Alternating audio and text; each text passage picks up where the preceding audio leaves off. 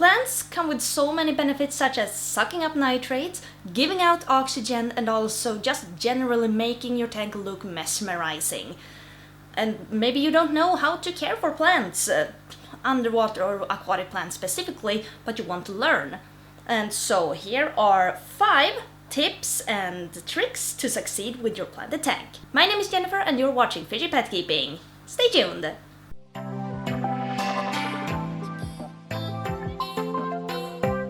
Number 5. Keep fertilizing. Just as your fish needs food, your plant also needs food. And this is where root tabs or liquid fertilizers or just fish poop comes in handy. And so depending on the difficulty level of that aquatic plant that you have, and also if you have like hard water, softer water, there are different fertilizers such as like iron supplements, phosphor supplements, and just an all-in-one liquid fertilizer which I use. Right now I am using the Sea Chem Flourish liquid fertilizer and I think it works great, and primarily in my 150 my plants don't really look great, but that's also because I got clown loaches in my tank and they just love to poke holes in those plants. The only plant I have succeeded with or succeeded look relatively good is the Anubias, which is broad and thick leaves, you know. But in my other tanks, such as Frank's tank and also my 15-gallon tank, I use the Sea Chem Prime and also soil that's specifically for plants.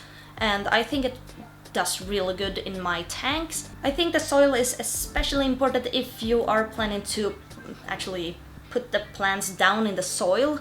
There are plants that you shouldn't put in directly in soil or sand, such as Anubias or Java Fern. If you plant those in soil or sand, chances are the roots are going to rot. And if you're fertilizing and you have no like leaf nipping fish as I have, depending on how the plant looks, you may have a deficiency if your plant doesn't look really good. There are a ton of good information out there on the internet. If you just Google aquatic plants deficiencies list, there are tons of different pictures and such that show you how it looks like. And also if you have bought a specific plant such as maybe Monte Carlo, you might as well need some CO2. Some people succeed with Monte Carlo without CO2, but you're more likely to have greater success with Monte Carlo if you supplement with CO2. Number 4. Find the right light balance. Some plants like it dark or a little bit on the shady side, and some plants really like it with a bright blasting light. Now a few examples of plants that like a little bit more shade is, for example, Anubias. That's a really good plant to have if you have a dark aquarium. They don't really like bright light, but whenever I have had it in bright light, I haven't had any problems yet. But that's just me. I have it in bright light. I have had no problem with it whatsoever. But I don't know, from what I've read, the plant doesn't really feel good and the growth rate might slow down maybe, and also the leaves may also take some damage from it. As I said, I haven't had a problem with it, but I would recommend you give it some shade. Just because I haven't had any problem with the Anubias being in bright light doesn't mean you aren't going to. And some examples of plants that like really bright light is the Hydrocotyle verticillata, that's what it's called. Monte Carlo is another bright light lover. There are so many different varieties, I can't really name them all, but that's just a few of them. I also found that some Ludwigia species like the bright light. If you want your plant to look bright red and like intensive red, I found that Ludwigia, Rubin and Granulosa, the more light they get, the more red they become. And if you want to aquascape a tank that's like a low light and if you want to aquascape a tank that's like a combo between low light and bright light, I would suggest maybe shading that tank with high light plants. For example, you could put floaters that like high light in the tank and they will float and shade the tank for your low light plants. What if I want highlight plants next to my shade-loving plants, what do? Easy. Just shade your plants with hardscape, such as wood, rocks, whatever you can think of, and just place your hardscape, if you can, like over it just a little bit. Maybe you have like a tilting stone or so, and you can put the shade-loving plants next to the rock or maybe even under it. And you got a combo. I have a combo with high light plants and low light plants, and that is my 15-gallon aquascape. And this is with the Hydrocotyle, Verticillata, and also the Anubias, my floaters, frog bit, they shade out that Anubias a little bit, but also the leaves of the Anubias, I have planted it like kind of vertically, so the leaves of the Anubias shade down, like shade, what do you say? It gives shade to the other Anubias leaves, so I got no problem with it. It's thriving. And there's something else I mean also with finding the right light balance, and that is too much light and too much light for a long time will contribute to algae growth. Now I had to down my light time in my 15-gallon from 10 hours to 8 hours a day, and that keeps the algae in check. And also I have autosynchronous, so if you do tend to have an algae outburst or infestation, try to down the light time to maybe 6 hours, maybe even 4 hours, because less light also mean less algae. But be careful though, too little light also means the living plants are also not thriving.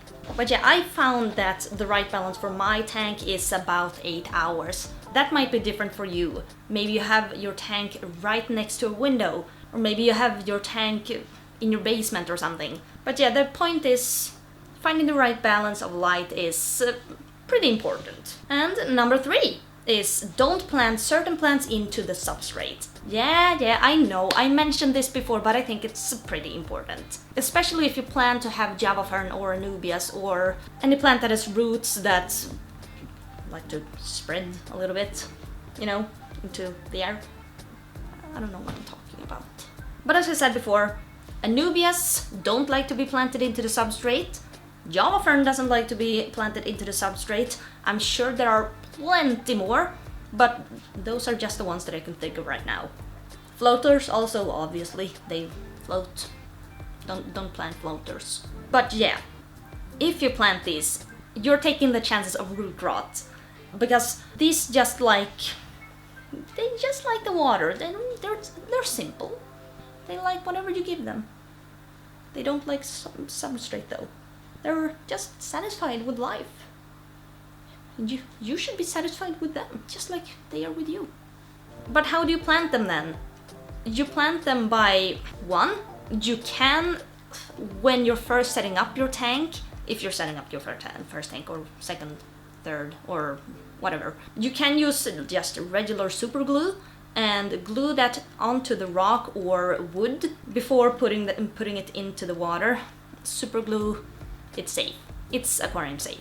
Or maybe you don't want to chance that, and you can actually just, if there's a crevice on the rock or the wood that you're using, you can just gently push the roots into there, and it will just root on its own, and it will just attach itself onto the rock or the wood eventually. It can take some time, but it will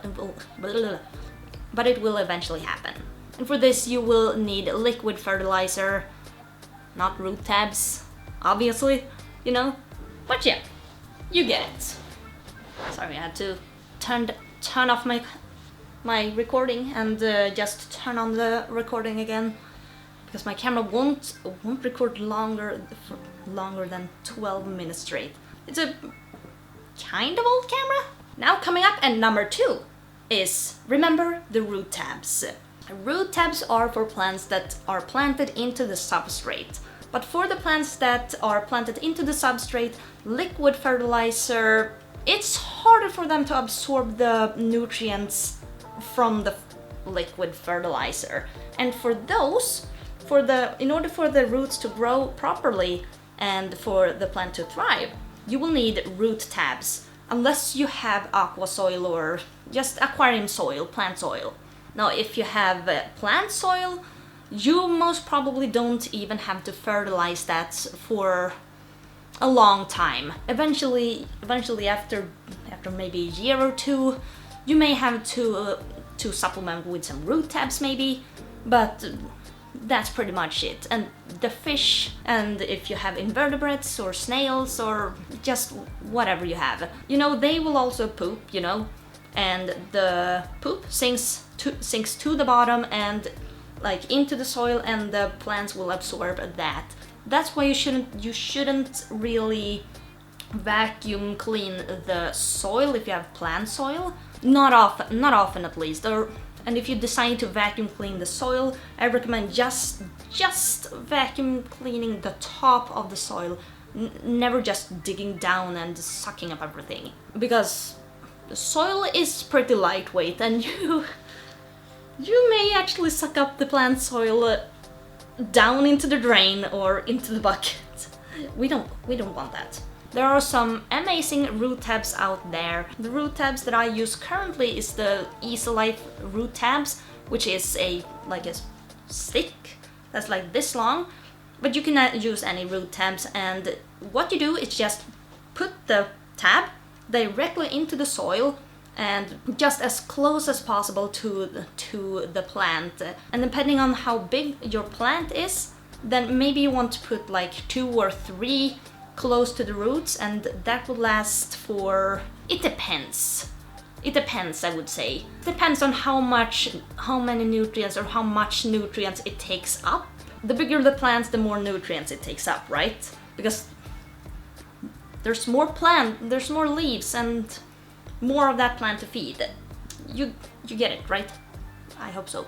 And the number one tip, and I think this is the most important step, is to research every new plant that you get. Please don't feel overwhelmed. If you get one new plant, maybe research that specific plant, like the light requirements, if it needs CO2 or not, if it needs micronutrients, macronutrients. If you buy your plant at a pet shop or your local fish store and they pull up that plant and it comes in a pot maybe, they just scan the paper which has the name on it, the scientific name. Some people just throw that away. Keep that. That says the exact name of the plant, and you can easily do your research by just googling on that scientific name. It will take you to some amazing sites. There are plenty of really good information out there on the internet. Just Google the name, you will get the information you need. So yeah, conclusion is, do your research, find the right light balance, think about the fertilizer and such. And it's so easy to do research these days. It's just a few clicks away. Just the information is in your hand if you have a smartphone. And if you're home, sitting by the computer, you can just type in the name and ta-da! You got the information you need, and yeah. And that's it for this video. I really hope you learned something today. Tell me if you did, and which tip you found the most helpful. Do you have any tips that wasn't mentioned in this video? Please do comment down below with that tip, and you might help someone else. And so do all that stuff. If you like this video, give it a thumbs up, and if you want to see more educational stuff like this, like setups, top 5 videos, and also some vlogs, also mostly about aquarium stuff, fish stuff, but also about some reptile stuff too. If you would like to see more of that, then please do click that subscribe button and also hit that notification bell so you don't miss a single update. I can't really explain how much subscribing and also liking the video really helps. It really does help the channel a lot, and I get to stay motivated to make these videos. Just thank you. And so, enough about that. Thank you so much for watching, and I will see you in the next video. Bye!